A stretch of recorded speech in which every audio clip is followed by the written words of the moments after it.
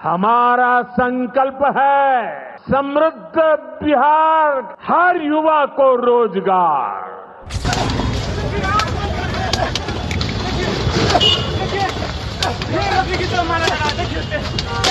नमस्कार, कैसे हैं आप सभी। आई होप आप सभी अच्छे होंगे।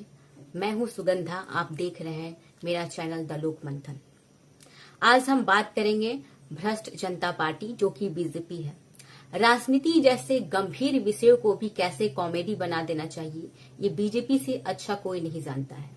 इतने बेतुके बयान, गाली गलौज, तरह तरह के वल्गर कमेंट्स और फैक्ट की बातें ना करने के लिए प्रसिद्ध हमारा जो बीजेपी है, वो कोई भी गुरेज नहीं करता, कभी भी गुरेज नहीं करता है मुद्दों से भटकाने के लिए। आपने देखा होगा आज राहुल जी के काफिले पर हमला हुआ।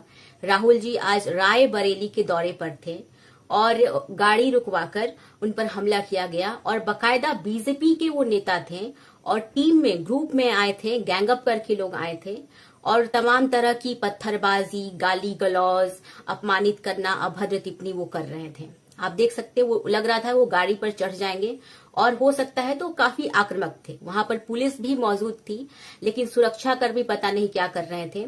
ये सुरक्षा का भी विषय बनता है, वो नाकाम रहे इस चीज को करने में, सुरक्षा देने में नाकाम रहे। और ये सिर्फ बीजेपी की बात नहीं हुई। आई थिंक बीजेपी कोई कसर नहीं छोड़ रही है हमारे देश को नेपाल बनाने के लिए, क्योंकि नेपाल में जो हुआ वो कहीं ना कहीं इसी दमनकारी नीति का नतीजा है। लोगों को अगर आप दबा रहे तो कहीं ना कहीं वो चीजें कल को ज्यादा निखर कर आएंगी और वो देश के लिए खराब है।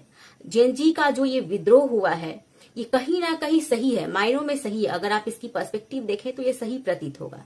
लेकिन अब जो इसका भयावह रूप सामने आया है, जिसमें आगजनी हो रही है, तरह तरह के जो पर्यटक वहां गए हैं उनके साथ मारपीट की जा रही है, उनके साथ मतलब बदतमीजी की जा रही है, बदसलूकी की जा रही है, ये सही नहीं है।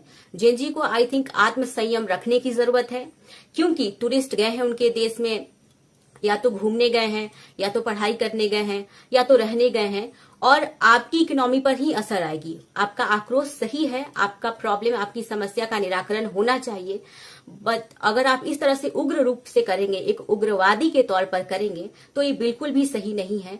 ये कहीं ना कहीं आप अपने देश की संपत्ति बर्बाद कर रहे हैं, देश की अर्थव्यवस्था को तहस नहस कर रहे हैं। जितनी भी संपत्ति आप नष्ट करेंगे उससे आपका ही घाटा होगा आने वाले समय के लिए।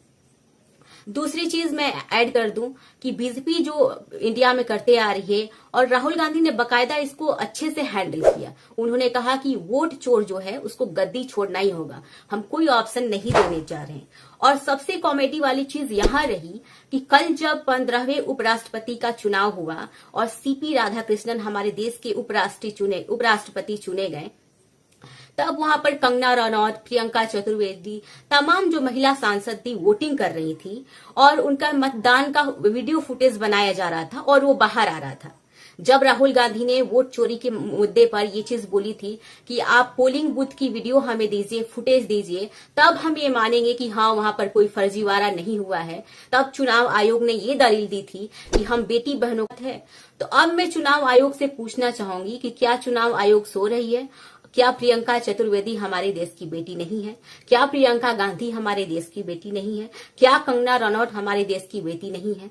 क्या अब प्राइवेसी का मसला सामने नहीं आ रहा? क्या अब प्राइवेसी मैटर नहीं करती है? क्योंकि उनका फुटेज तो पूरी दुनिया देख रहा है। वोटिंग राइट्स का उपयोग कर रहे हैं और ये हमारे लिए जो हमें हक अधिकार दिया गया है उसको कितना जरूरी है मतलब उपयोग करना, हमें ये सिखा रहा है कि लोकतंत्र में हमारी भी भागीदारी है। तो हम महिलाओं को इससे कोई आपत्ति नहीं है। रही बात बीजेपी की, तो वो जो बीजेपी और मैं बोलना चाहूंगी जो सत्तारूढ़ जो हमारा एनडीए गवर्नमेंट है, उसको कहीं ना कहीं इन बेकार की दलीलों से बाहर निकलना चाहिए।